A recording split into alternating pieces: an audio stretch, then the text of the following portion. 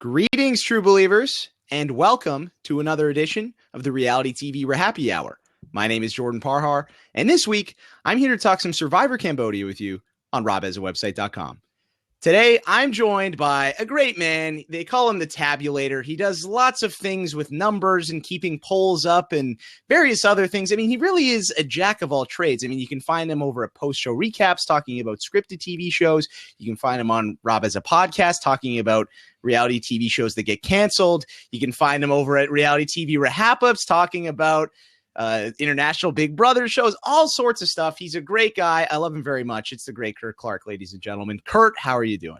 I am doing well. I mean, there's been a lot of talk about Survivor, third time's a charm. I think this is the third time we tried to coordinate this. So thank you for sticking with me. And third time's a charm, I'm here.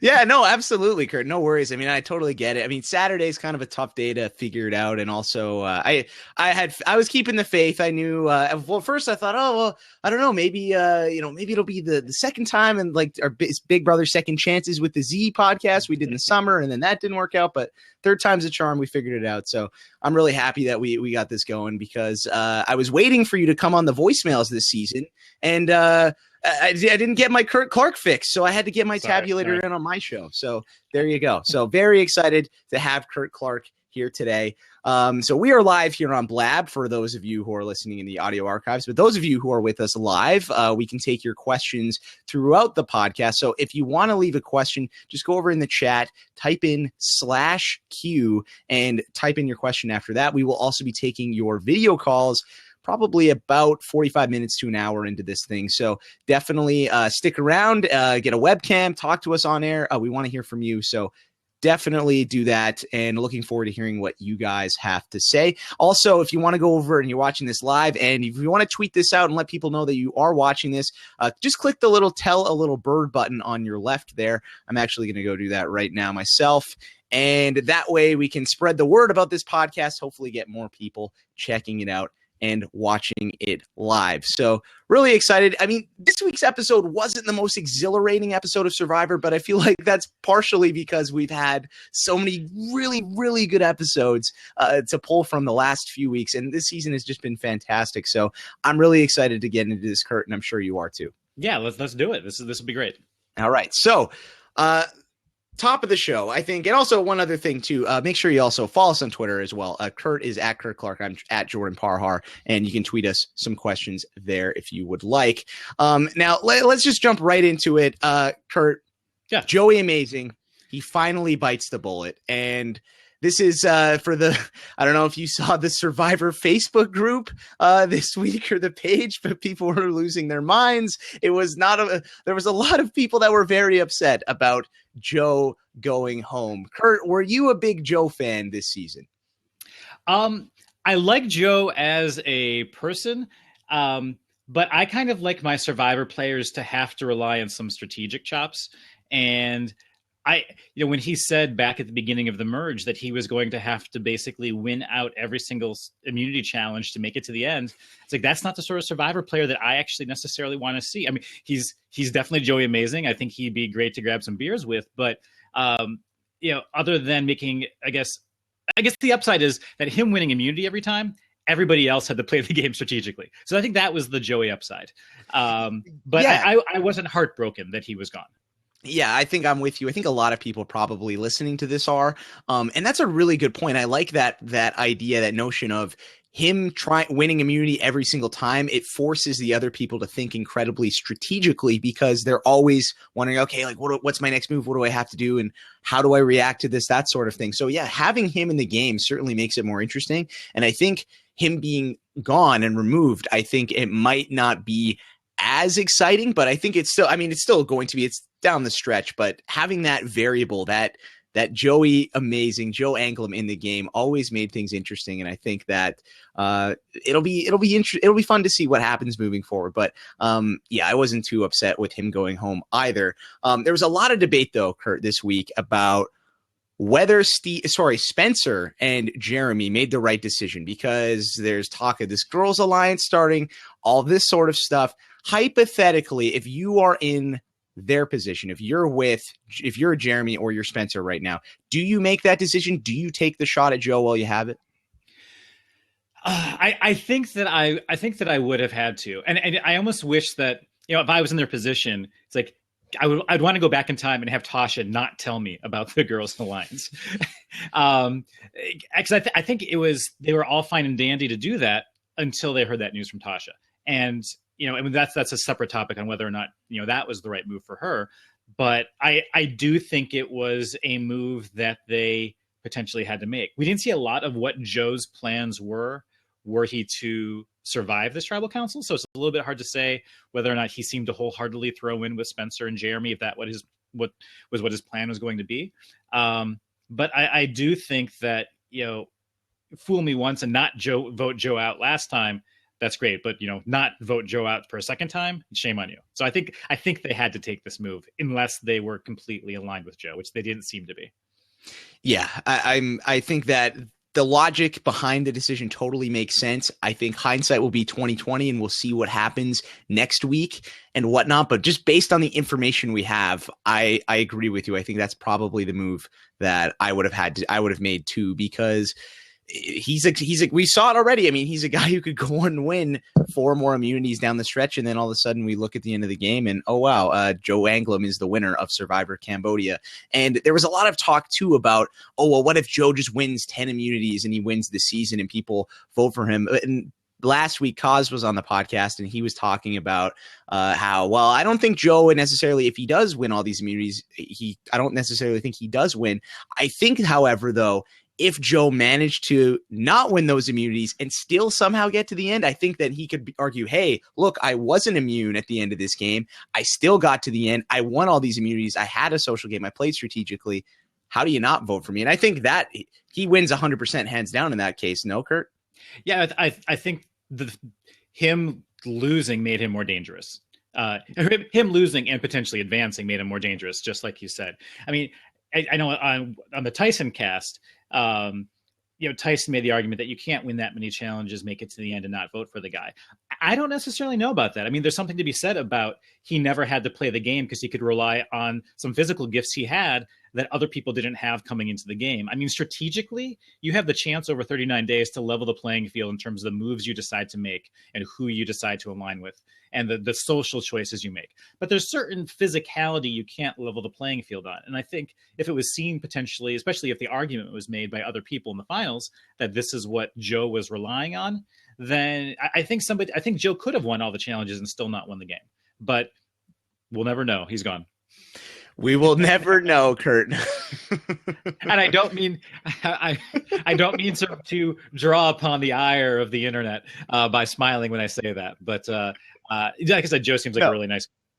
Yeah, he does seem like a nice guy, and like you said, I think he'd be a cool guy to have beers with. But I mean, he's strategically not the person that we're going to be looking at for that sort of thing. He's not the reason why we watch Survivor. But that, again, nothing against Joe. The target on his back, though, Curt, this season, I mean, it was massive, right? I mean, I don't think that it's pretty. I mean, there's been a handful of times where we have seen somebody come into a season like this and have a target on them that huge and make it as far as Joe did. So I think we've got to, tip our cap. I'm tipping my cap to Joe. I think that he did a great job this season considering the circumstances.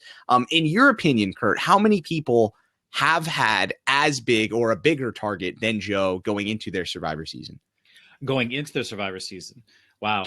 Off the top of my head, I'm not completely sure. I mean, I think he did a really good job of playing it down. I mean, we're watching it now. Everybody else is like fresh off the finale. The people that you're playing with, they just saw him, play, 13 weeks on the TV and then immediately go film with the guy. We had all summer to forget about what a challenge beast he was.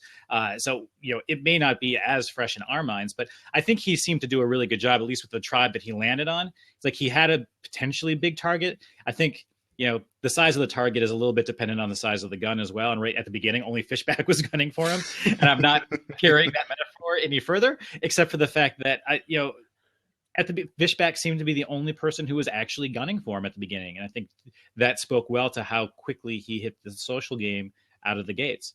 So I'm not trying to think if there's anybody who potentially had a bigger target. I think you might have thought, Rob Cesternino in Survivor All Stars.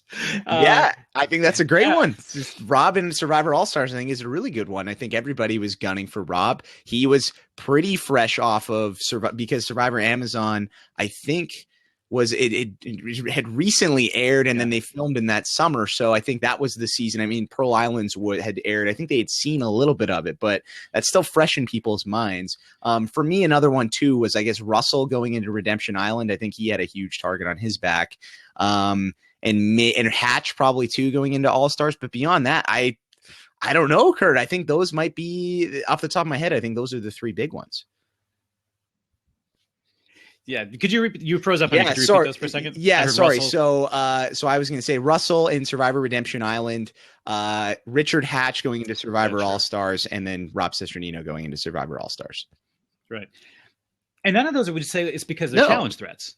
That's the funny thing. And maybe a little bit of, Colby went on a immunity run towards the end of Australia. And so maybe there was that thinking that in the back of his head, people's heads when they went into All Stars, but you didn't really necessarily get that sense. You kind of had a straight, even prior to Russell's Redemption Island season, you had for Heroes versus Villains. I don't know if you'd say a target, but a question mark in terms of who is this guy? Like, why is he suddenly, with this group? He's on the villains tribe. So there have definitely been some hurdles that people have overcome, but in terms of pure physical threat, even Terry Dietz was a huge physical threat in immunity runs, and he wasn't really necessarily targeted as big as Joe was coming into the season. So yeah, it was kind of a unique situation that we haven't really necessarily seen. Yeah, I mean, I'm seeing in the chat we've got Ozzy in Micronesia. I guess that's probably a big one as well. That's a really good one. Ozzy in Micronesia. Sari in Heroes vs. Villains had a huge target on her back. Not a physical one, but just in general target on her back. So I think, yeah, those are good ones. Perhaps maybe Boston Rob in Heroes versus Villains, but I don't know. Again, there was like the time difference. I think a big thing with Joe is that he was a huge challenge threat. People were scared of him, and his season had just finished. So he's fresh in these people's minds, and they're thinking about him. So yeah, really tough road for him to win this season. I think that I don't think there's really anything he could have done. I think that he was kind of just drawing dead from the start, and kudos to him for lasting as long as he did. Now, I think it's pretty safe to say, Curt, that we're going to see Joe Anglim on Survivor again someday. I mean, we're going to see, unless Survivor gets canceled after, I hope it's not going to, but I mean, if for whatever reason, if something were to happen, then that would be the only way we wouldn't see Joe again. But I think it's safe to say we are going to see Joe Anglim on our TV screens sometime in the near future. So, what does Joe have to do to win this game? Because he said on his exit interview with Rob that he said, yeah, I think I can win this game. So what does Joe need to do to win the game, Curt? Is there anything he can do? Potentially if he identifies some really cocky, egotistical people to align with early in the, like basically people who will think that they stand every chance to beat him in a challenge. If there's people who think that they could possibly, surmount his physical skills, those are people that would potentially keep him around. It's not. I'm not entirely sure. The other thing is, I think he's a little bit handicapped by the selection of immunity challenges that the producers have been picking this season, because it seems like they're, apart from the block stacking challenge, it's been of some variation on an endurance challenge almost every single time, whether it's balancing an idol on a pole, or standing on a little teepee, or holding something over your head. Yeah, it's all been kind of variations on the same thing. And I don't know if that's a purposeful choice. Like, for instance, if we'd seen the classic chopping block challenge, Joe would be gone first. And it's we do see lots of, all the reward challenges have been team based in some extent. There have been individual team ones where there's like a multi-stage thing. And that's the sort of thing where I think I'd like to have seen more of that. And I think those are the opportunities where if you kind of change things up a little bit, if you put a variation of things out there where Joe doesn't necessarily excel, and he loses the first couple out of the gate or this whatever, I think he just has to lose some. Yeah, I think that's probably it. I think time is a big thing as well. I think if we give Joe some time away, maybe come back for 35 or something, or down the road, I think maybe that can help him as well. But if Joe is to come back for 33. I think he's in the same boat, I think, as he was last time, because we saw him kill it this season. He almost really, he could have, if he didn't collapse there, who knows what could have happened, Curt? He could have gone on and won all of them, honestly. And we'll see what these challenges are moving forward. But I feel like Joe could have potentially won all of these. So, it'll be interesting to see. But Joey Amazing, it's going to be tough for him. He'll have to get, as Taryn Armstrong is saying in the chat, he's going to have to get lucky if he's ever going to want to win Survivor. But before we wrapping up the eulogy on Joe, Curt, game for your life right now, or it's Survivor 33. Your life is on the line. You got to pick one guy. Who are you picking? Yeah. Joe Anglim or Ozzy Loost? In terms of who I'd work with, or you're at home, you're gonna die, and there's Russell Hantz is like I don't know, or some evil mastermind. Some evil mastermind has tied you to the railroad tracks, and he says, "Well, Curt, I'm gonna let you pick one person to play Survivor for your life. It's Ozzy or it's Joe. Who are you picking? What are you gonna do?" Joe. Joe. I would pick Joe. Why Joe over Ozzy? Because for me, I feel like they're very similar. I don't feel. I think they're similar from a physicality perspective, but I feel that Joe maybe has a longer attention span. But if you also have to kind of take into it, who would go further in the game. I think there's a likableness around Joe that I just don't necessarily see with Ozzy. So I think he's got a more of a social game than Ozzy does. So if I had to kind of pick between those two, I think I'd put my more money on Joe. Yeah, I hear you with that. I think too the social game is what it comes down to. I just think like with Ozzy, it depends on what the format of the season and all that sort of thing. But if it's like leading a tribe in that, Ozzy seemed to do pretty good at that, even though a lot of people didn't really like him too much. So I don't know, but that would be an interesting one. Or Ozzy, maybe season 33 will be 10 seasons after 23, and we do Ozzy versus Joe. I think that would be a cool one to see because I just feel like that they're very similar. But let's move on to let's talk about the family visit here, Curt. So one of my favorite episode, or one of my favorite family visits in general, because usually we don't get to see people that we saw on the show before on these, and we got to see that this time, which was really cool. We didn't really get to see too much. Like we got to see them, hug each other at the challenge. We got enough to see the Spencer's "I love you" moment with his girlfriend, which was great. But we didn't really get to see after the challenge, after Kelly made her decisions and all that sort of thing. So who would you have liked to have seen a little bit more of, Curt? Farm Guy 69. Come on. Seriously, you had to ask. He was probably the person out. I was most excited to see some Farm Guy 69 on my TV. So I like you, I was surprised we didn't get more insight into kind of the things that maybe nothing really went on. Maybe there was no game talk. Maybe nobody overindulged and got sick at the food on the food. But it would have been nice to see. We had a nice moment with Joe and his dad. Obviously, it would have been nice to see a little bit more of the dynamics, like Keith and Big D and everybody else. But I definitely, getting some Dale. Yeah, I'm with you 100%. I tweeted Dale after the episode, and I said, Dale, I wish you were on it more. I was so excited to see you, though. And then he retweeted it, and it just warmed my heart. I was so happy because I love Dale at Farm Guy 69 so much. He's great. And did you watch the secret scene, Curt? Okay, so there was a secret scene, and there was a little bit more from that. It was only about like 2.5 minutes though, so it was pretty short. But it did show all of the families together, and Kimmy and her dad, and we got to see Joe and his dad talk some more. And then Kelly and Dale kind of went off on their own for a little bit, and Kelly explained what was going on and how she had two idols that she had found in the game. One she used and saved herself, and then she still had the other one that no one knows about. And Dale was giddy. He was so happy and just super excited. And he was like, oh my gosh. And he jokingly said at one point, he said, I wish I didn't come out here because she's doing so good without me. Like, I need to learn from her. I didn't give her any advice at all. She's fine on her own. So I was really happy to see that. It was a really cool moment to see with Dale and Kelly. But that made me think, how do you think Kelly would be doing if Nicole Sesternino's Periscope prediction was correct and Dale Wentworth being out there on this season? How do you think that Kelly would fare with her dad out there again? If like in terms of like as a co-player, just having playing with like full. Just like Blood versus Water. I mean, we saw that once. We saw one for Kelly. We're seeing how Kelly's doing. We're seeing what Kelly's doing on her own. But let's say hypothetically, Dale is on that season and playing with Kelly. How do you think she would have done? It's really hard to tell. I mean, she kind of got a bit screwed last time based on the tribe swap at situation. She went home right after a swap. I think she would do, like, if there's no history from this season impacting this hypothetical season we're talking about.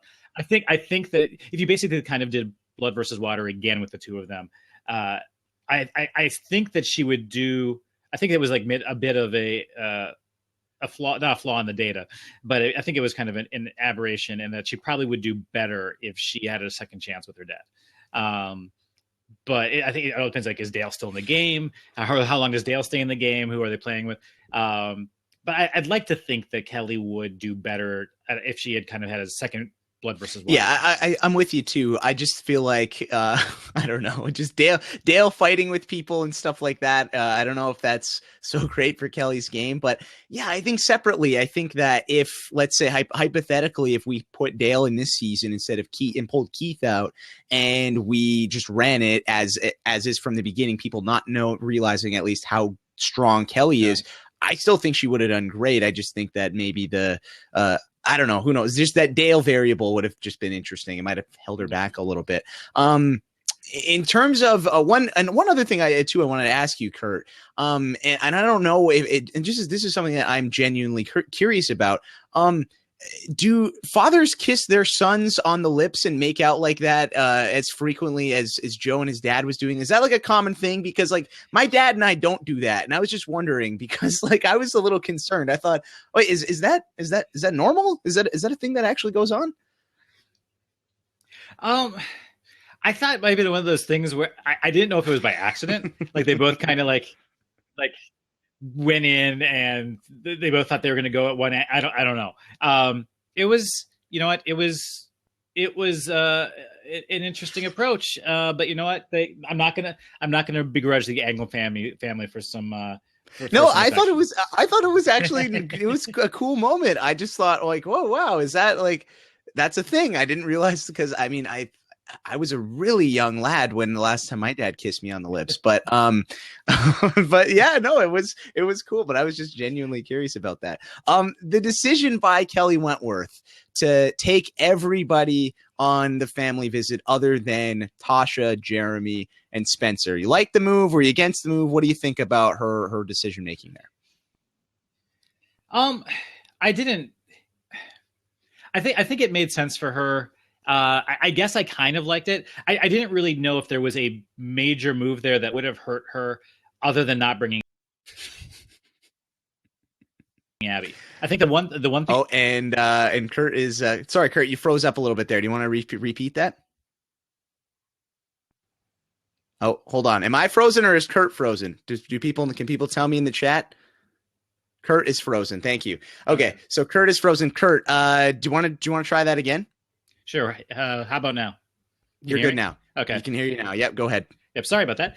No worries. The one thing that Kelly had to do was bring Abby. He didn't bring Abby Maria. Okay. But a decision.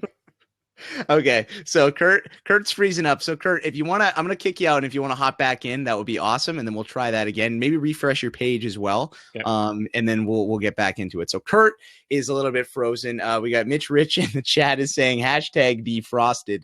Yeah, no, I think what Kurt was saying there was really is a good, very excellent point. We'll get him back on here. There is Curt Clark. Kurt, you're there. Can you hear me? I can hear you there. Okay, Am I moving? Am I frozen? You are moving. Okay, so try that again because I really like that answer. Take 17. Basically, I don't think there was any way that Kelly could have messed up other than not bringing Abby. I mean, if you don't bring Abby, you're screwed. And I don't know. She knew who she kind of wanted to move ahead with. I think she had to bring Keith. She already had conversations about a women's alliance with Kimmy, so she had to bring Kimmy. And then maybe it was, maybe the only thing I question is bringing Joe instead of Tasha. Like if she really did want to have an all girls alliance thing considered, bring Tasha. By bringing Joe, you're potentially, putting food in the belly of the person that you want to do poorly at the next immunity challenge. But I don't know what her plans were with Joe moving it. If she had thought that Joe was going to keep on immunity, did she have other plans for him? I don't know. But other than that, I don't have any huge issues with it. Yeah, and Elias247 in the chat is saying on Twitter, she did say she didn't trust Joe alone at camp. So I guess that's probably where that comes from. Or maybe, Kurt, what I was thinking is that Kelly Wentworth is just an evil super genius and she just poisoned his food. And then that made him really dehydrated. And then he got sick and couldn't do the immunity challenge. So there you go. Yeah, she kept feeding him, plying him with alcohol and not letting him hydrate. She kept the water away from him. There you go. So there you go. Kelly Wentworth, channeling her inner Russell Hantz from Survivor Samoa, perhaps. There we go. Yeah, I'm with you on that. I think the only one was Tasha there. Although selfishly for me, I really would have liked to have seen Spencer and his girlfriend because I think that was we didn't get to see a lot of that. We only got to see a little bit of it and to kind of expand on that moment after the I love you. I think that was pretty cool. And amazing call last week by Kaz Kostrowski saying that Spencer is going to say I love you to his girlfriend when she comes out there. I thought that would be amazing if it were to happen. I didn't actually think it would, and ultimately it did. So there we go. That was soft pitch softball. Of course he was. Oh, come on! Don't feed Cause's ego. That was an easy call.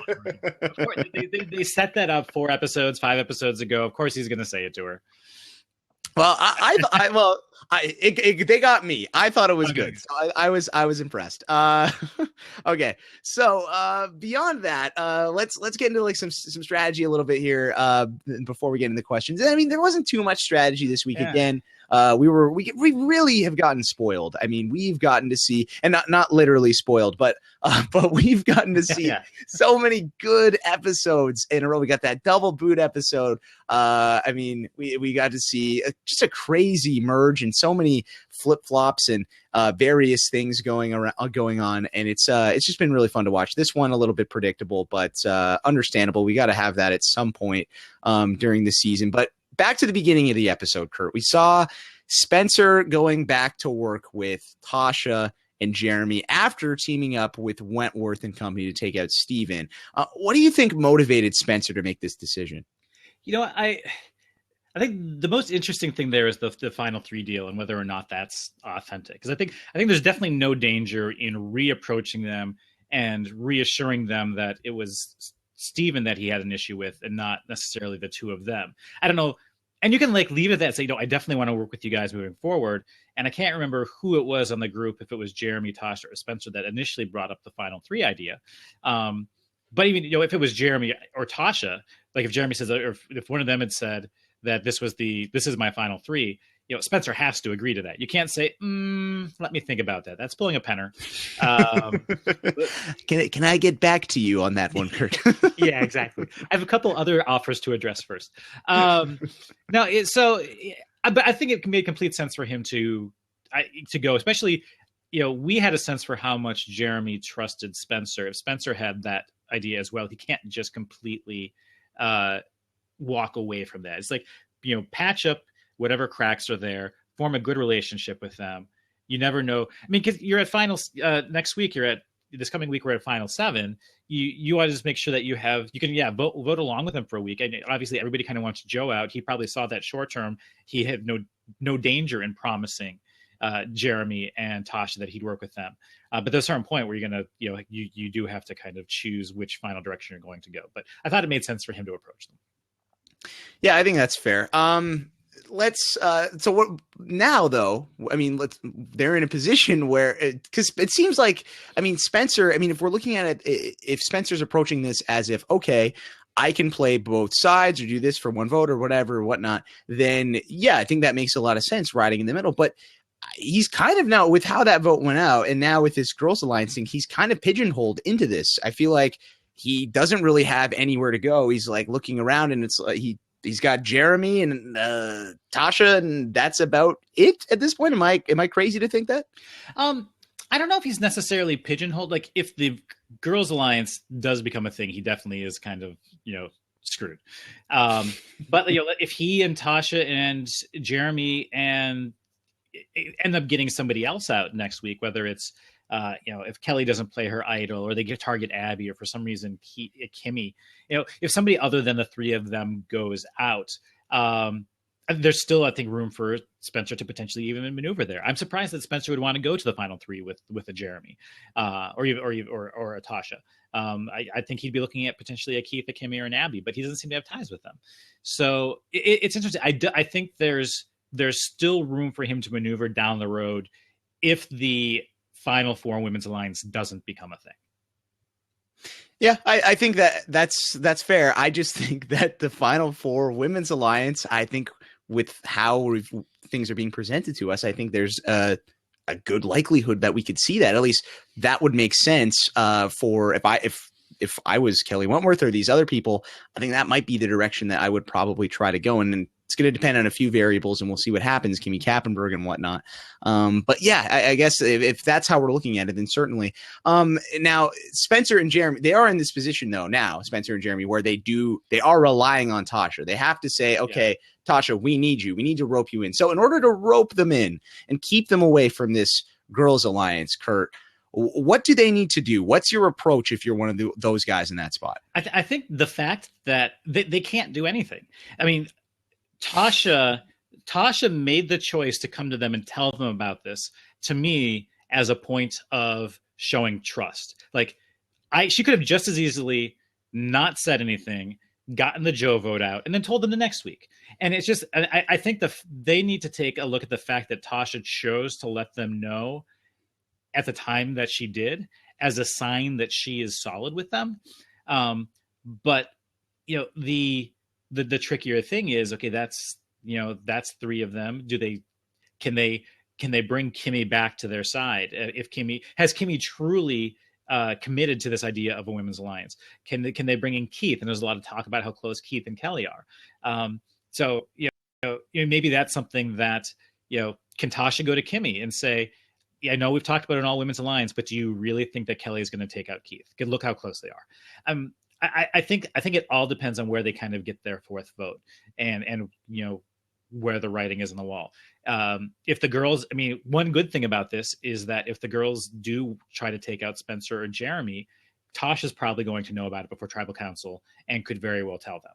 It's a matter of, and then that brings the idol play into question. So Tasha is still kind of at the center of all this, and I'm just really curious if she is going to kind of stick with what it seems her intentions are. If you are Tasha right now, Curt, what do you do? What's the right move? Honestly, if I was Tasha, I think I would need to get rid of Spencer or Jeremy.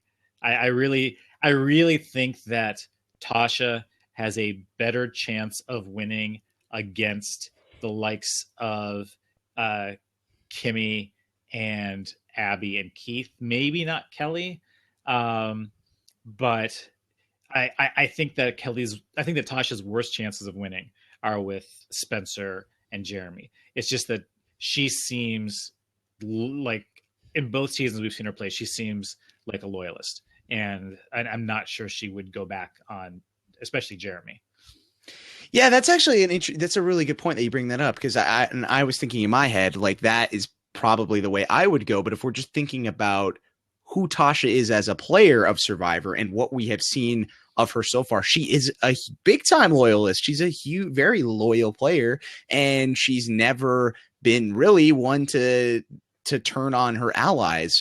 So that is, I mean, I guess her really close allies, I should say. I think there's been instances, I guess, this season she voted against Steven, some other things with the big Bion thing. But in terms of, she's really close to Jeremy, and she's got a personal relationship with Spencer. So yeah, I feel like she might feel the need to go with those people just because inherently she just feels like she can trust them more. So we'll see what happens here. But I do think that I agree with you in your call. I think that going with those girls may not give her the best shot at getting to the final three, but it would probably give her the best shot at winning in the final three. And I think I said this last week with Cos, you play to win the game. That's what you're here to do, right? And I mean, we hear Jeff Probst say stuff like that all the time. We'll see what happens, but it's going to be exciting. And the Final Seven's always a big week, and I'm looking forward to seeing what happens. So we're going to start taking some of your questions, guys, because Curt, we can't go on a marathon podcast today because Curt's got to go do his Top Chef podcast over on post-show recaps in a little bit. So we've got an hour and 20 minutes. We do, but there's a lot of questions. There's a lot of people that want to come on. So, and I want to give you sufficient time, Curt. And maybe let you go early so you can play some Assassin's Creed Black Flag after this thing. Get a little PS4. Are you a PS4 or Xbox guy? I'm playing. I have a PS4, but I'm playing this on 360. Oh, we're playing it on 360. Okay, There you go. Look at that, Curt. He's well-rounded. He's got the Microsoft and the Sony. He's appeasing everyone. I like that, Curt, very much. Also a PS4 guy here for anyone else wondering. Let's jump right into the question. So if you have a question and you want to leave it, just type /Q in the chat. We've already got some fired up already. I've also got some questions from the patrons of Rob Has a Podcast, so we'll get into that in a little bit as well. And let's and we can talk about we can also take your call soon as well. So we'll probably, if you want to call in, sending out the bat signal to my unofficial co-host Taryn Armstrong. Taryn, if you want to hop on right now, feel free. And just like that, drop of a dime, there he is. So Taryn Armstrong is here as well. He's just going to get fired up here in a sec. Taryn, how are you doing today, man? Good. Okay, so there we go. Taryn has a little black thing on the top of his screen. We couldn't see him for a sec there, but there he is. Camera. I got a new camera. It's not using it. Oh, okay. That's interesting. See, that happened to me once too. I think if you just play around with it outside of it, we'll figure it out. Maybe in the after Parhar, we can play around with it and we can figure it out. Okay. So let's Taryn, you're doing good today. Yeah, doing great. Thoughts on Joe leaving the game? I was kind of disappointed. I wanted to see him get the 5 immunities. I wanted to see him join the club. We'll talk about Joe. He's one of the guys who won 5 immunities. I mean, at least he's got the record of being immune the longest. But I mean, that's kind of like, that's not a great record. That's not a 5 immunity club record, right? You want him to he needs to get the thumb. Yeah, exactly. You want to get the thumb in. Yeah. And it's kind of disappointing he's not going to. But I'm sure he's going to come back and he's going to try again. So we'll see how it goes. We will see. Yeah, he's got the Simpsons hand, not quite the full the human hand going on. So that's okay. Maybe next time for Joey Amazing.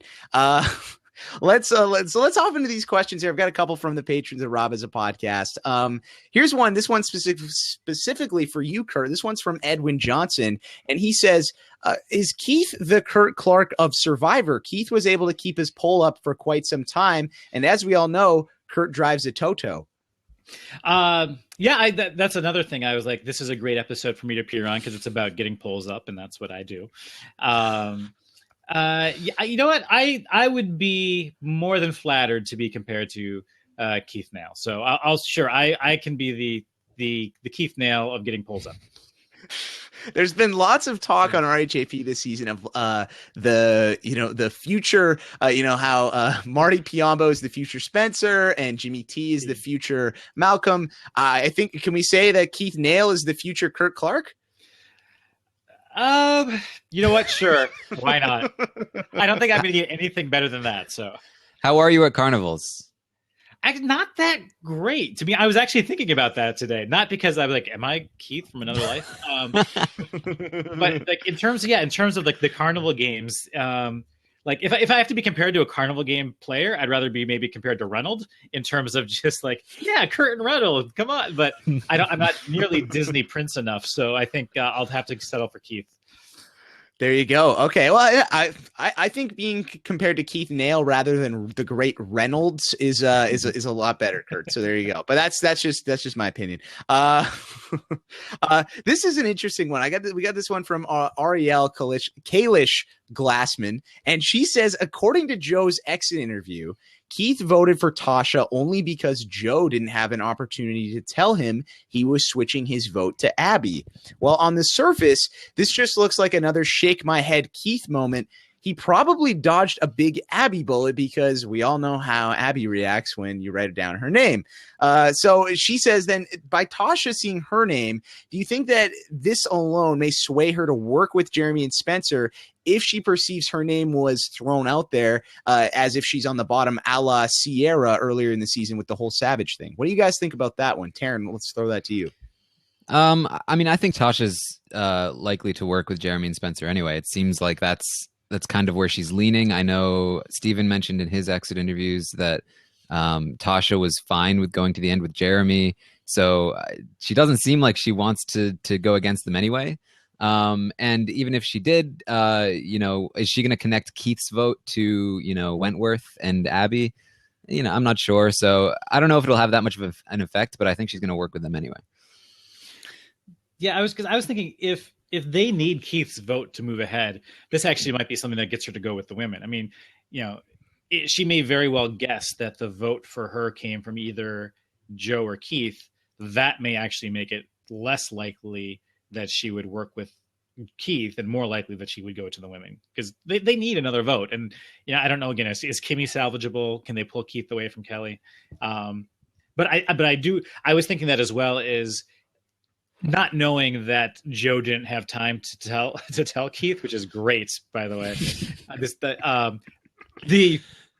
The thinking I thought Keith had done was, well, I'm not going to write Joe's name down, and I'm definitely not going to write Abby's name down because if Abby saw 2 votes come her way, then she would lose it. So that's kind of how I thought maybe the vote ended up on Tasha, but yeah, apparently not. Yeah, apparently that's even too much thought process.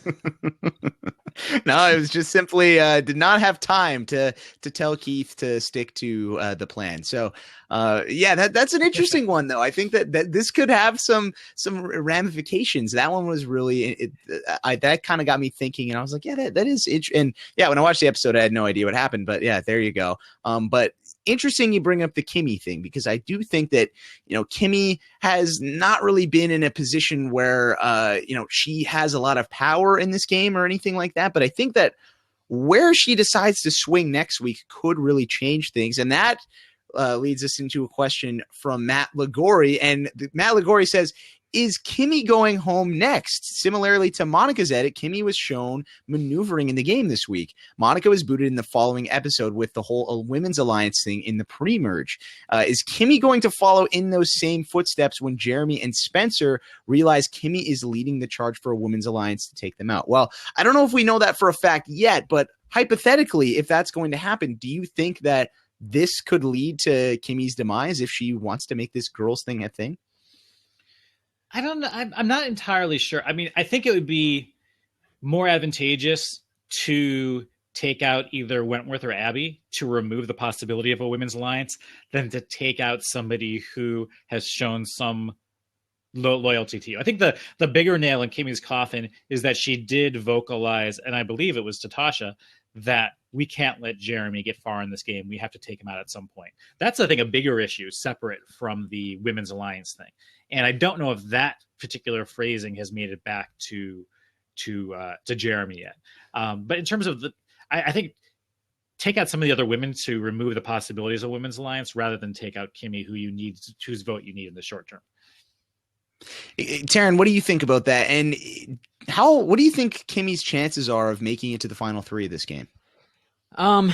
I think she has a great chance of making it. I mean, I think she's got both sides very willing to take her to the final three. So it would honestly surprise me if she didn't make it. I was definitely concerned for her safety when she all of a sudden got a confessional in the episode on Wednesday. But she was only there for as long as she needed to be there to say, oh, Women's Alliance thing. And that was relevant to the plot of the episode.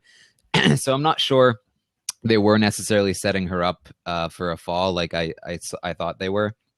So I'm not too concerned. I think she's going to go far. Why bother taking out Kimmy right now? There are so many bigger threats on both sides. So, I mean, granted, the biggest threats on either side have an idol. But, then who's voting Kimmy as the second vote? Like, is Kimmy going to get idled? I don't know. I don't think so.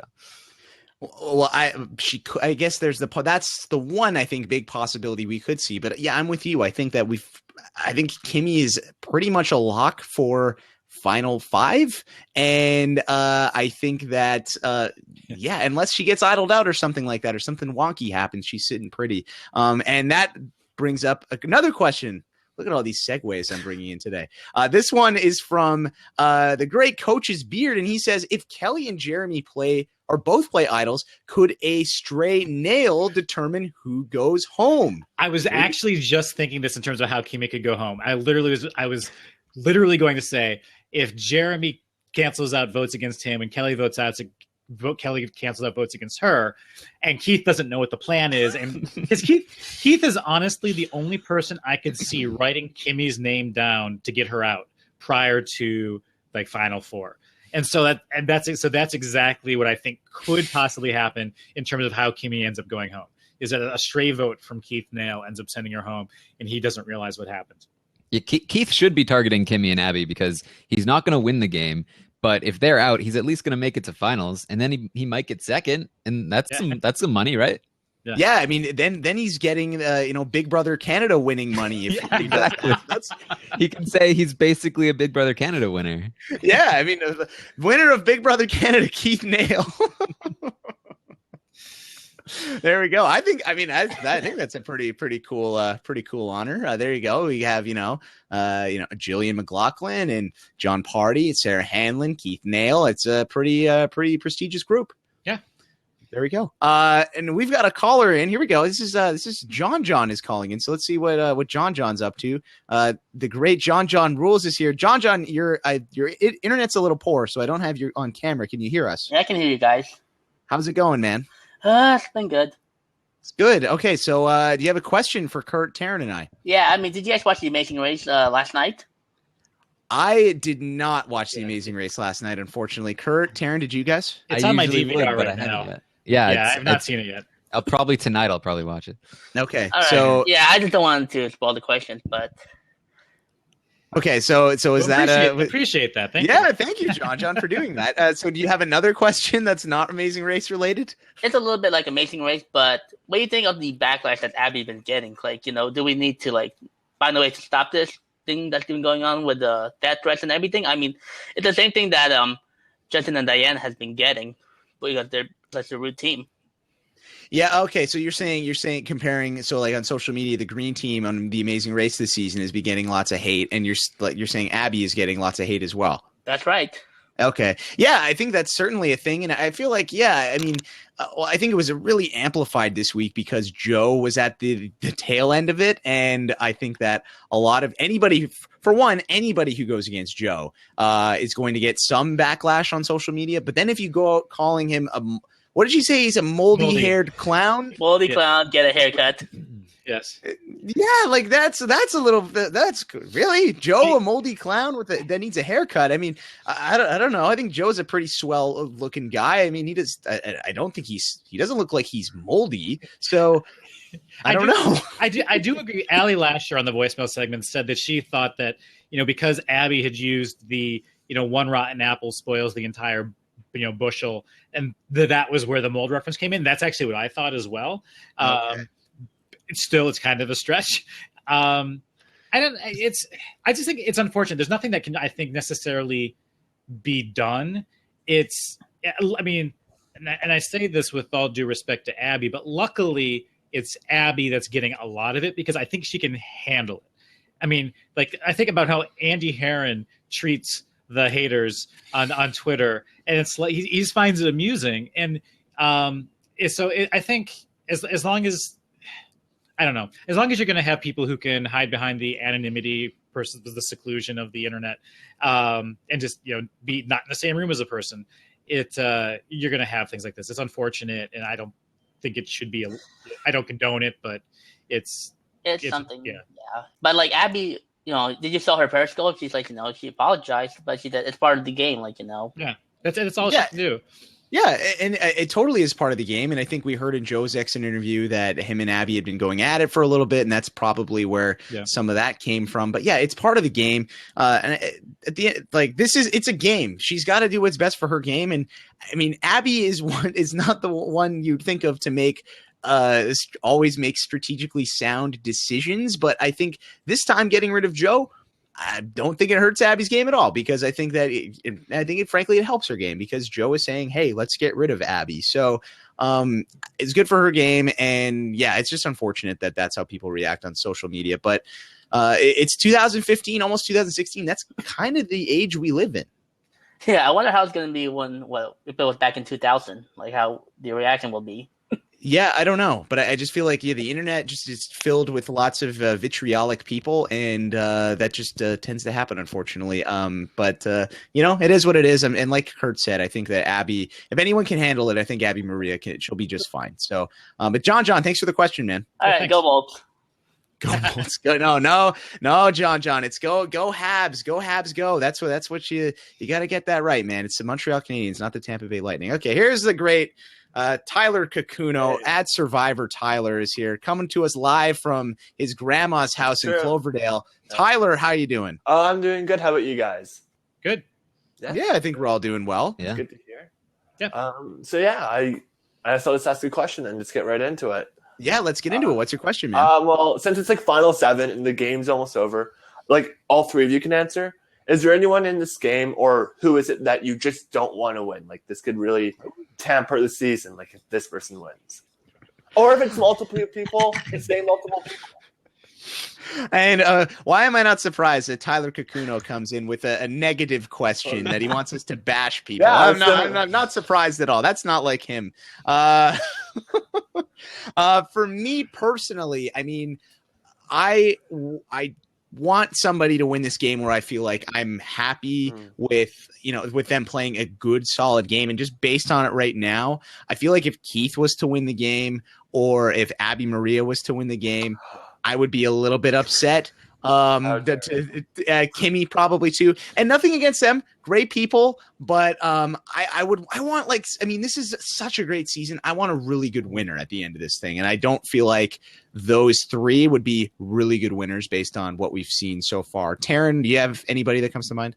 As far as I'm concerned, there's three potential winner candidates. It's Jeremy, Spencer, or Kelly, and I think one of them is going to win for sure. So anybody but them, I'd kind of be disappointed. I think the edit wouldn't be right for it. I could, like, if Tasha stepped up her game all of a sudden, I'd be happy with her winning, and that's the only way I see her winning anyway. So, yeah, that's pretty much it. What if Kimmy's Girls Alliance works though? Like, what if she does? That would be fantastic. I would definitely applaud her. I think Kimmy beats Tasha and Abby in the end if she's final three with them. If she pulls together the Girls Alliance and makes this move, I think she wins the game. I just don't think it's going to work because she hasn't been on our screen. But the only thing about that is, I don't know how much weight people would give just the initial idea. I mean, it's still four women having to agree to work together, and they all do have to agree to vote together. So it's while the spark was there, the follow through on it is reliant on four people. So I don't know if she could take all of the credit for it working. For me, it would be Keith, because I can't see him doing anything that on his own that gets him to the finals. He just gets taken to the finals. And honestly, if Kimmy or Abby were to win the game, it would mean that in the next several rounds of play, something huge had to have happened, and so it's kind of I guess results-based logic. But if Abby were to win, something that hasn't happened yet has amazingly happened. And so I'd be really curious what that was. But I could see Keith getting to the end and winning by default, and I'd be disappointed by that. Yeah, that's fair. But I could see Kimmy or Abby potentially doing something in the next couple of weeks that warrants their winning. But so Keith, Kimmy, Abby, and then Tasha, Spencer, Jeremy, and Kelly, I think, are the four that I'm hoping one of them will win. Huh? That's fair. Tyler, what about you, man? You didn't say your opinion on this one. I'll be pissed off if Kelly Wentworth wins. Don't want that. Whoa, have you been hanging out with Malcolm? No, Malcolm and our opinions are in line. Like, I listened to that podcast last time. It's like, oh, this guy's speaking to me. Like, we agree on almost everything. Maybe it's because you're the next Mr. Survivor, That's Tyler. what I think it is. I don't know if Survivor Canada is allowed into the Mr. Survivor poll. Well, here, hold on. Well, let's Tyler, yes, that's right. So, Ty, for those of you who are listening and don't know, Tyler was on the Survivor Canada YouTube series. I was. And spoiler alert, he made the finals. So, Curt, I made the final six. Final six. Okay, final six. Okay, but Curt, so that's like final 8 American, right? Yeah. in terms of conversion, right? Yeah, I'm right where Joe is right now. I'm right where Joe. So. Tyler, why don't you make your pitch to Curt as to why he should be you should be allowed on the ballot for next season's Mr. Survivor? Because it'd be pretty hilarious. I think that's my only argument. It'd be pretty funny if I was on the ballot. Okay. What? Okay, no, you can go. No, I want to hear what you have against Kelly. What I have against Kelly? She's just a very no charisma with Kelly. Like, for me, there's nothing that's like endearing or entertaining about her. Like what Malcolm said, she seems very big brotherish and over the top. Like the whole "I'm throwing Terry under the bus," like, doesn't do anything for me. I just kind of find her boring. And again, I'm with All-Star seasons, I'm always kind of taken back by them. Not the biggest fan. And the fact that Kelly's even on the season, and if she wins, it's like, okay, so that's another All-Star winner where the person who came back and won was not a very good player the first time. And it's like, oh, well, that's all right. I think you just don't want her to win because that means Drew Christie was right. Yeah, sure. That's it. Okay. But I think I'd rather Kelly win than Spencer. Wow. What do you have against Spencer? Yeah, what did Spencer What do I do? I've seen a lot of criticism of Spencer, to be fair. So. Well, I don't like his whole "I need to learn emotion" storyline. But I do like. Is that his fault though? Like, that's not like. No, that's not his fault. But if we're talking about the storylines and stuff like that, I do kind of like Spencer's Kage-on storyline. Like, he tries and tries and tries, but doesn't win. Like, I do like Spencer, but there are some survivors out there who I think their stories are just better if they don't win. Like, I love Big Tom. I don't want Big Tom to ever win Survivor.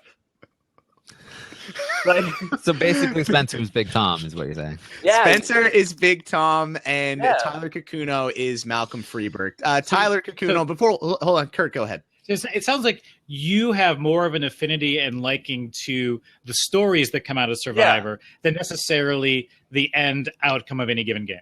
Yeah, exactly. I like the story. That's fair. Like, because it was the whole Spencer and Cass, like, Spencer always gets close but never gets it. It's a hilarious storyline. And if Spencer wins, it's like, oh, well, yeah, that's good. It was like Cochran winning Caramone. It ruined it. But you wouldn't watch a movie where the character always comes close, and then at the very end also always comes close and doesn't win. Here, hold on, Tyler. I think I found your favorite show. You love the Pokemon cartoon because Ash Ketchum always makes it to the Elite Four with his Pokemon, and he loses. And then it's been 20 seasons of that in a row, and kids everywhere are like, "Oh, when's he gonna win? Who's gonna win finally?" And then he doesn't win. It's like if Charlie Brown ever kicked the football, he would become much less likable. Yeah, exactly. Yeah, that's it. I like succeeding. I want Abby to win. That's my goal. I know she won't, but Abby winning would make the season perfect. It'd be hilarious. All right. Curt, before Tyler leaves here, final verdict: is he allowed to be on the ballot for Mr. Survivor next season? I I'm probably going to have to shoot this one down, Tyler. I'm sorry, but if there was ever a Mr. Survivor Canada, you can get back to me. All right. Well, you just watch yourself in the patron group, Curt. Just kidding. Oh my gosh, that was quite the face you made there, Tyler. Tyler, thank you for the call, man. We'll see you in the after Parhar. Yeah, you guys have a good one. Okay, take care. All right, so there goes Tyler Kakuno. Wow, that was hilarious. Even wow, Curt, that was like a Liam Neeson-esque threat there that he gave you. Yeah, Tyler has a very specific set of skills. Trolling people in the Patreon group of Rob Has a Podcast and coming after you. That's great. Here's Andrew. Andrew, what's up, man? I gotta follow Tyler. Shoot. Yeah, you gotta follow Tyler. I'm sorry, man. Somebody has to. Oh man, how are we doing today, guys? Oh, we're doing good, man. Definitely a good Saturday. I mean, we got title Saturday. A bunch of good college football games coming up. Michigan State. Yep. The challenge is back. No, it's good. It's good, Andrew. The challenge is back. There you go. So what's your question for us, man? What do you think of the episode? Like they said on the podcast, it wasn't the best one of the season, but it wasn't terrible. I thought, and is that anybody's fault but Joe? I mean, we all knew that the Joe Boot episode was probably going to be like a good one.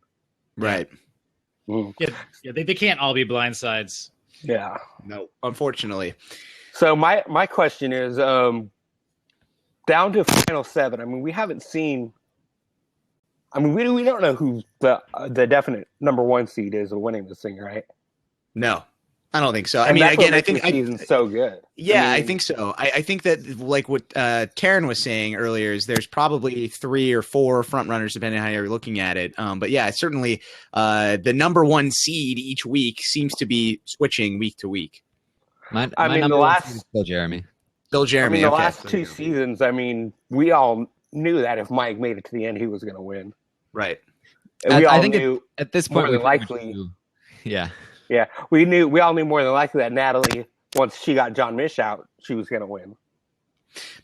Natalie, I feel like if she got to the end, I felt like she was going to win. I was always concerned if she was going to make it. I was thinking, and somebody was saying this in the chat earlier when we were talking about Keith Nail. I thought Keith Nail was going to win the season at one point. So, I mean, that one maybe not so much. True. But in terms of like, I hear what you're saying though. Like strategically, if she's sitting in the final 3, you knew that Natalie was probably going to win. Mm-hmm. And the same thing, yeah, like you said with Mike last season. And the only thing about this season is like the only reason that I have to suspect that Jeremy has a great chance of winning is that Jeremy has told us that he has a great chance of winning in terms of he wants to play down certain elements of his story and he doesn't want to let people know. I mean, it's other than the fact that I guess, I think it was Kimmy was the one that was saying that, we have to get Jeremy out at some point, but I'm not sure what Jeremy's done other than be good to people, be nice to people. I'm not sure what he's done to necessarily earn a win.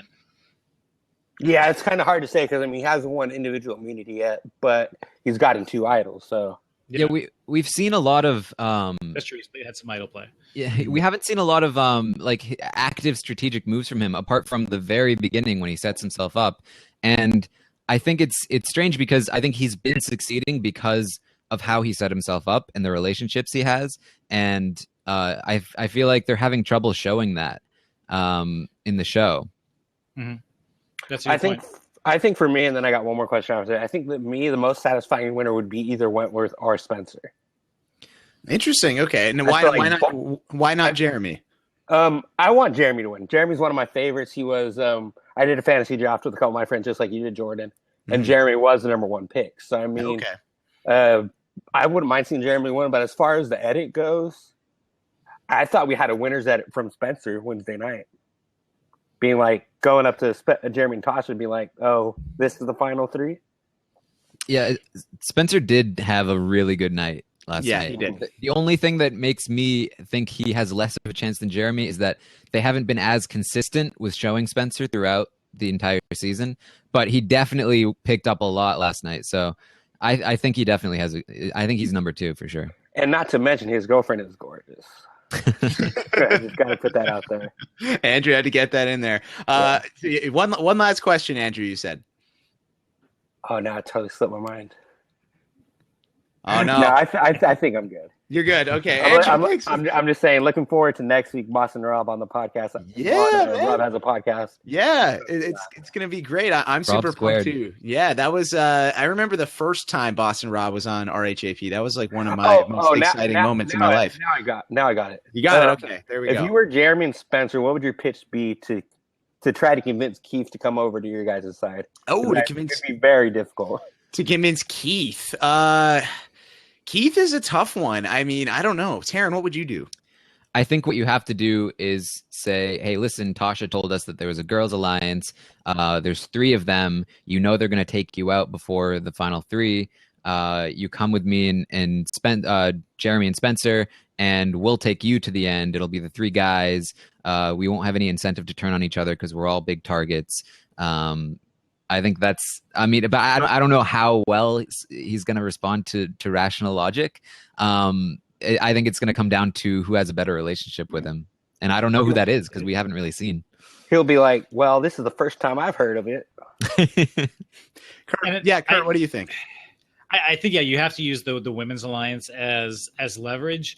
But I feel like if you just told him, then he might ask Kelly about it and she'd deny it or something. It's like you almost have to have a discussion with Kelly and Abby about it while Keith is within earshot. Pretend you don't realize that. You pull a Sandra.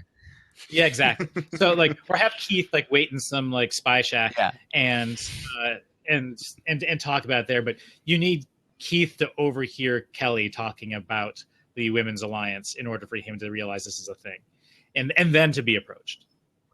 Okay, well, I'll let you get to the other callers, Jordan. Appreciate you guys having me. Thanks for the call, Andrew. Appreciate it. Thanks.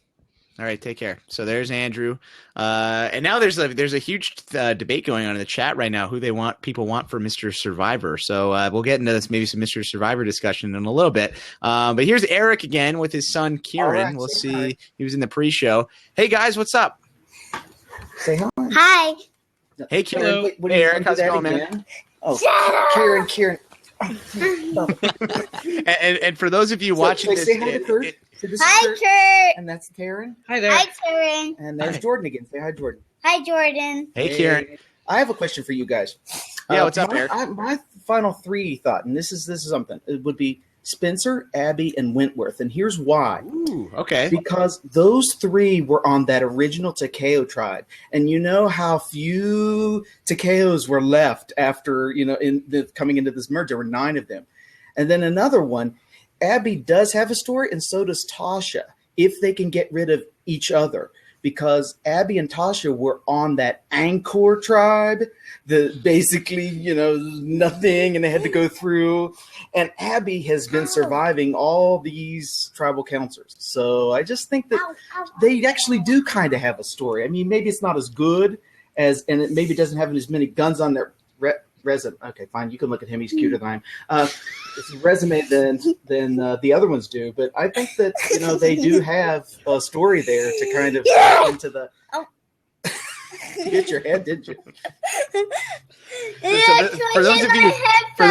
For those of you watching in or listening, in the audio archives, Eric's here with his son Kieran, and Kieran just hit his head on the webcam or the computer monitor or something. But definitely come back and watch this on Blab because it's very funny. But Eric, that's a really interesting point. I like that. I right now I don't know if that is necessarily how it's being set up just based on the edit, but that does make sense. And we certainly could see that. It would just require the girls thing would have to fall apart, and the Spencer and Jeremy Tasha thing would have to fall apart.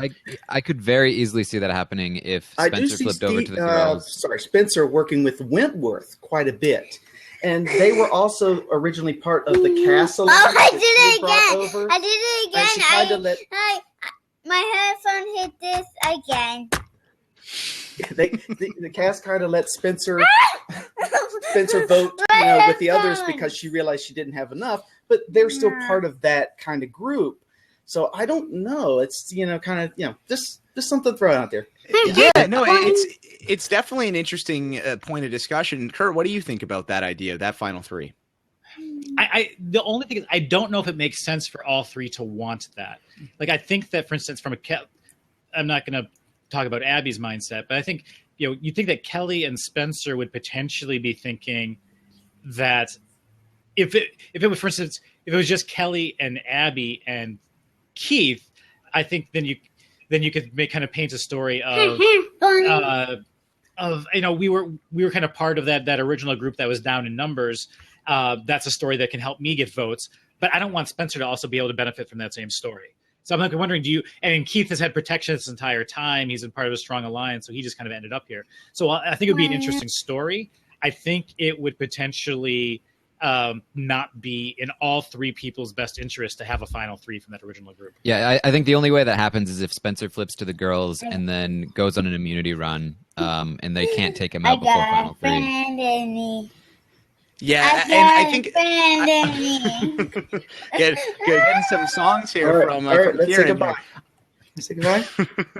Say goodbye. Thank Jordan. you for the call, Eric. Appreciate it, man. No problem. See you next week. Say goodbye, Jordan. See you next week. Bye, All Jordan. right. Take care. So that was sorry, I cut Kieran off there. There goes Kieran. What a great call there from Eric and Kieran. That was awesome. But that's an interesting thing. I kind of like that idea. I think that would be a fun final three. One last thing on that is I don't know also if Kelly, I think the immunity run thing makes sense, Taryn. I don't necessarily think that Kelly would want to go to the final three with Spencer. Yeah, I think she's trying to get him out him, for sure. but I think she's going to be trying to get him out. Yeah. So I think that's something to keep in mind. Let's take another text question here. Let's see what else we got here. Although I think my /Q questions are not working for some reason. So hold on a sec. I can jump actually to the patron questions because I've got a few more. I've got one here, and this goes back to what I was saying a little bit earlier. This one comes from Edward Morris, my buddy Edmo, and he asks, guys, will this be the strongest Mr./Miss Survivor campaign yet? I think, well, it depends on how much people want to participate. In terms of possible contenders for it, I think it's up there.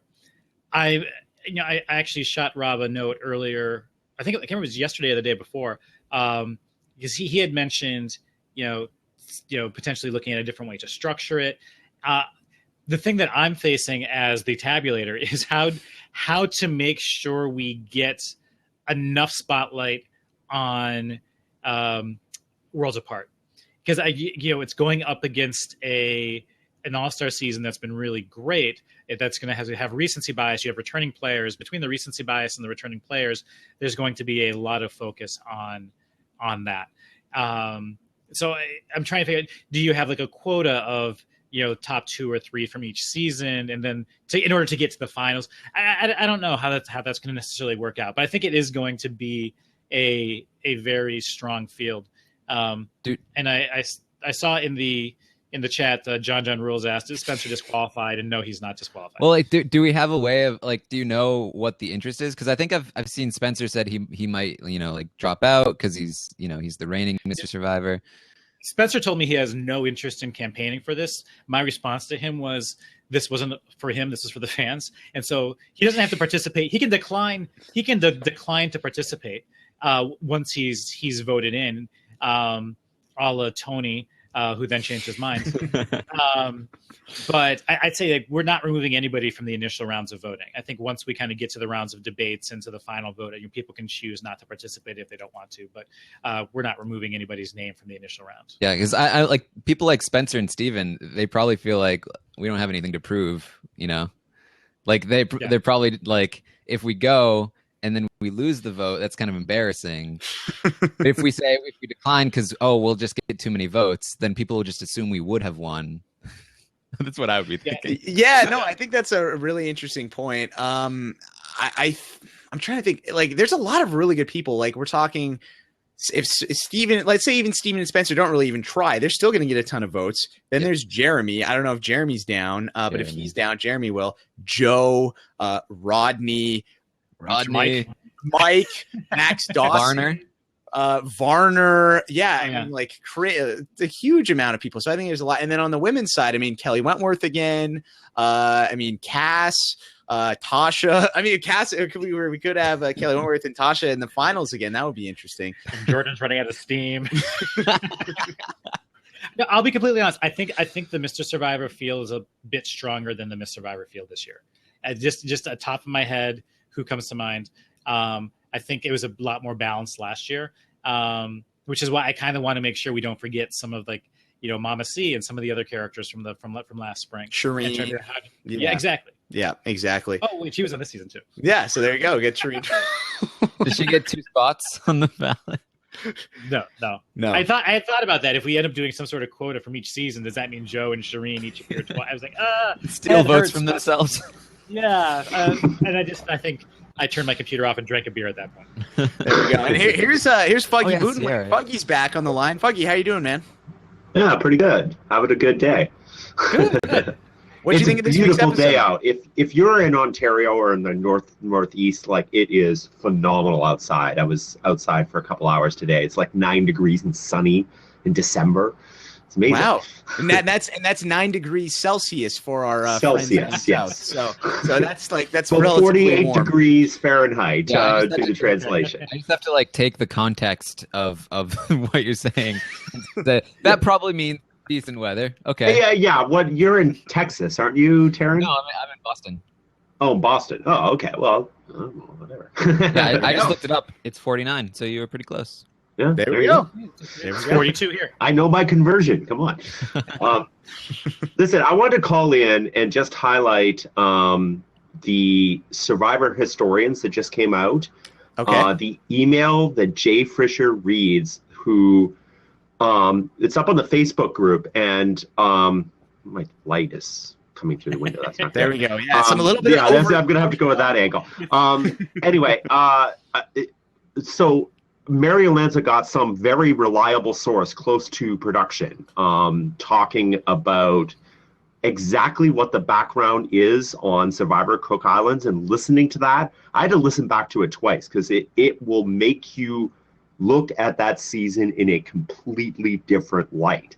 That basically Jeff thought the whole race thing was a terrible idea and that it would actually crash the franchise, and that this would be a good thing. He can move on to other stuff that he wanted to do. But then they got into it, and it started to look like the white people were going to dominate the season, and they were panicked out of their minds. Like, to the point where they were like at the point where having them all sign non-disclosure agreements and just give them all $1 million and forget the season ever happened was actually on the table. It is stunning. You guys have to hear this. Wow. Yeah. So Curt, Taryn, if you guys haven't, I saw this. I haven't actually gone and listened to it. No, I hadn't heard this. I'm so far behind on my Survivor Historian podcasts. I'm going to blaspheme here. I really enjoyed TOS, really enjoyed it, but to me, Survivor Historians, absolutely the better recap show. I'm sorry, Rob and Josh. They really did a good job. But Shots fired by Fuggy Bootenling. Oh my goodness. There you go. They're different. I hate to say it, but it's true. Yeah. The great thing is people don't have to choose; they can consume everything. Yeah, there you go. Like I don't get me wrong. Like, I thoroughly enjoy TOS. I still haven't downloaded part 3 because to me, I didn't need to hear a recap of a recap, if that makes sense. Like, maybe at some point in time, I'll get around to listening to it, but and I probably will, because it sounds like it's parts of it are really quite enjoyable. And like I say, I really liked the job that they did. It was really fantastic. But Survivor Historians, like, all the way for me. I love listening to that. And Mike Bloom, so good at it. I emailed in when they did the open tryouts for it. I emailed in and went, hey, I've been watching the show for a long time. I wrote about it for Survivor News and Joker's Updates at one point. And I missed the email where I was going to try out to be the temp. And it's like, well, that sucks. But I'm glad Mike Bloom got it. He couldn't.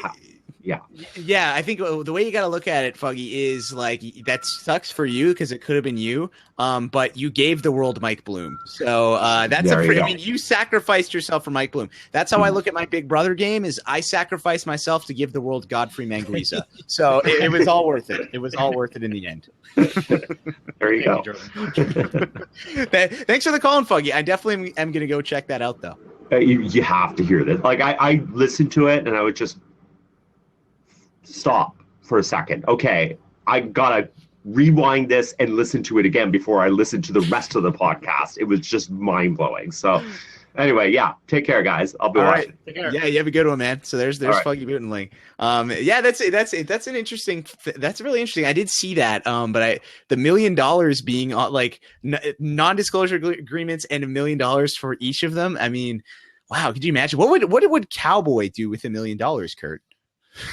I don't know, but it would not last long. Start a headache clinic, or Billy Garcia with $1 million. Could you imagine how many Twitter followers he would have then? That's a follow train right there. You could. He could orchestrate an elaborate proposal to Candace. Yeah. Ooh, that would actually maybe that would work. Who knows? Who else was on? There's a lot of interesting characters on that season. Penner with $1 million. It introduced Penner to us. It did, yeah. So much of Survivor history would be changed if this happened. Yeah, we would have no Parvati, we would have no Penner, no Ozzy, no Yule. I mean, yeah, that would Micronesia and Penner, Heroes versus Villains would be completely different. Yeah. Would Penner have replied, I'm a storyteller, that's not what I do, and decline the $1 million? This is a quantum leap scenario right now. Yeah, it really is. So we got to get Kaz on the line. There we go. That would be. And John in the chat is saying it will be bullocks. I believe John means it would be that's bollocks, and you know it. But yeah, that's a really interesting point of discussion there. And wow, now I want to talk about. We could go on a whole podcast about that. I think maybe that's an off-season podcast we need to do, Taryn. I agree. All right. What was I going to? I had another thing that I wanted to talk to you guys about. The Survivor Hall of Fame. The voting closed this morning. Who did you guys vote for the Survivor Hall of Fame? I'm just curious, Curt. Who was on your ballot this year? I've never voted in the Survivor Hall of Fame. All right, breaking news: Curt does not care about the Survivor Hall of Fame. I run polls. I do not participate in them. It's too good for those lowly polls. No, he's only doing, we're only doing tabulator-esque polls. Taryn, then I'll throw that to you then. Did you vote this year? No, I didn't either. I haven't voted in it. I don't really care about it either, really. Oh, wow. To me, that's not something I have any interest in. If it was like Survivor Hall of Fame of strategists, I would care. But if people are like, yeah, Rupert should definitely be in the Hall of Fame, it's like, I don't care about Rupert. Why would I care about the Hall of Fame? You know? No, that's a fair statement. Okay, well then I guess Jordan, I take it you voted, Jordan. No, actually, believe it or not, Curt, I did not vote because I forgot. So I was gonna ask you guys who you voted for, and we could talk about it. Like, oh yeah, I voted for this person and this person, but none of us voted for the Survivor Hall. I did see there were a lot of people who were like, "Oh, who would vote Tyson?" I don't know who voted Tyson, but I would vote Tyson. So screw you, all you people who said who would vote Tyson. I think Jeff Probst voted Tyson, so I think that's where that came from. Well, good for Jeff Probst. Oh man, good old Jeff Probst, JP. But okay, that's so. I guess we don't need to discuss that then, because none of us voted. Taryn's face is frozen on my screen right now in the most I could care less face. It's kind of awesome. Can you still hear me? My entire screen is frozen. Yeah, we can hear you. Mine's been lagging too. There goes Taryn. Maybe I'm going to fall off the face of this thing soon too, Curt. Hold on. I see you. You can see me. Okay, so that's good. Okay, well, maybe that's a time that we should maybe start to wind things down here, Curt. I do have two last questions. Actually, there's 3 questions for you. Sorry. Freezing at Strange Time. Inquisition. Yes. 3 things. 3 things. Yes, 3 things. So there's a 2-part question here. This one is from the great Ron from Toronto, Ron Chan, Curt. And he says, first, Jordan and Curt, what has a better chance of happening? Spencer winning this season of Survivor, or Spencer being the first 2-time winner of Mr. Survivor? The first one, the former, him winning the season. There we go. Only because I'm pretty sure that if he makes it into the finals for the Mr. Survivor competition, he will decline. So I think there's a non-zero chance of the first thing and a less like almost zero chance of the second thing. What if he's pulling a Frank Underwood and he's just trying to pull the wool over our eyes and saying, no, I'm not going to run for another term. I'm not going for re-election. And then all of a sudden it's like, oh, boom, he is running again. I think that would be an interesting point of or a strategy that he could use if he wants to win. And there's Taryn. He's unfrozen again.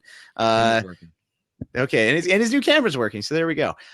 So we're taking a 2-part question here, Taryn. This is these are both for Curt though, so just sit tight for a sec. But this second one is also from Ron, and he says, Curt, besides appearing on the RHAPpy Hour, was the highlight of your 2015 podcast year when Tony Velachkos mentioned the Curt Clark curse during his Mr. Survivor interview?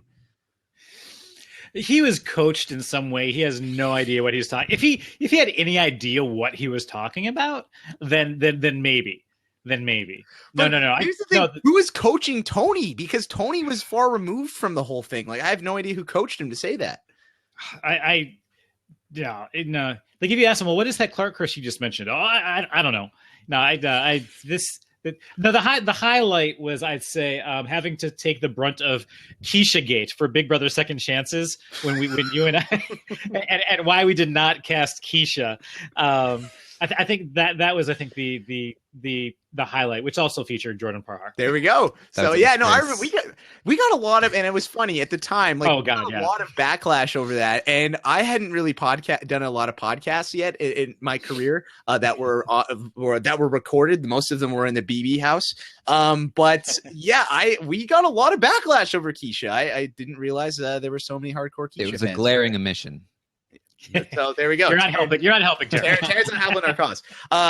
But back to the Tony thing, I just want to say that was probably for my podcast listening year. I think that was probably I was leaving. I remember distinctly where I was that day. I was training for Big Brother Canada 3. I thought I should probably get in like somewhat decent shape beforehand, and I was leaving my gym. And I was driving my car, and I was at an intersection. I was turning left, and I had like my protein shake in my mouth. And Tony's like, "Look!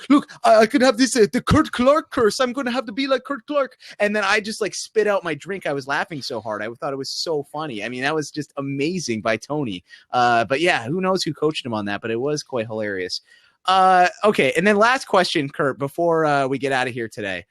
This one is from Marianne Curtin, and she asks, Curt, are you going to be doing another Celebrity Big Brother UK podcast?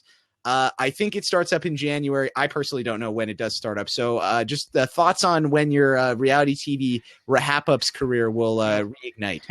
If you've not had enough Curt Clark after this podcast, just to give you a rundown, as Jordan mentioned at the top of the show, we are actually returning with the Top Chef podcast. We're Mike Bloom, Antonio Mazzaro, Josh Wigler, and I think Josh isn't able to join this first one, so we're going to be recording that. That's going to be coming out. Mike Bloom and I, of course, are covering Once Upon a Time. The finale for that is this weekend. But Celebrity Big Brother UK returns, I believe it's the first week of January, and I've been chatting with Mark Solaire about that. We are planning on covering that.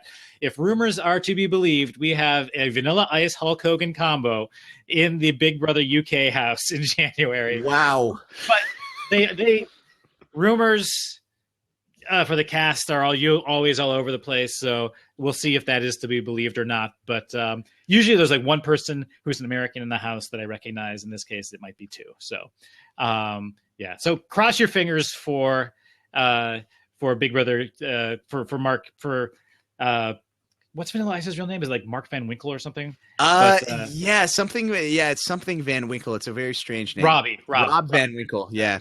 So Vanilla Ice, Hulk Hogan, and then to answer, there was a Big Brother Australia from Mitch in the chat room. I do not believe Big Brother Australia is coming back. Oh man, the curse of Curt Clark. Oh, maybe Curt will do. And I saw earlier in the chat, Adam Rita was saying, Curt, please do not do Survivor Australia. I have a friend from Australia who's thinking about auditioning for that, so I might have to start watching that. There we go. But yeah, so there we go, Marianne. There's your answer. Curt will be back soon with the great Mark Solera. Mark's awesome too. It's too bad that with him too, there's a new Mark Solera curse, I guess, with King of the Nerds. Oh, that's not coming back. No, it's not. It got canceled, which is really disappointing. So, yeah, because I love listening. Brendan Noel and Mark Solera did a really good job covering that last year. But hopefully they get another show, or maybe I know there was talk of them trying to revive it. So who knows what'll happen? But for now, it is no longer a thing. But anyway, Curt, Taryn, thank you very much for joining me today. Any final thoughts before we want to wrap things up for today? Yeah, again, just glad I could come back for an episode where they're getting their polls up. I figured that's something I can speak to. Taryn, anything you want to sign off on? I'm really excited for the rest of the season. I feel like even though we had a kind of slow episode this week, there's so many variables and people that are up in the air that go either way. I feel like we're still going to get some crazy action going down, and I'm excited for it.